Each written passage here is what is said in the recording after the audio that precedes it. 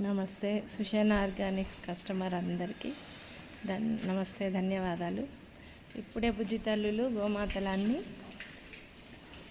మేతకు వెళ్ళి వచ్చి ఇప్పుడే అన్నీ కూడా దానాలు తిని కొంచెం రెస్ట్ తీసుకుంటున్నాయి. ఇవన్నీ గిర్రావులు. ఇది కాంక్రీట్ సింధి.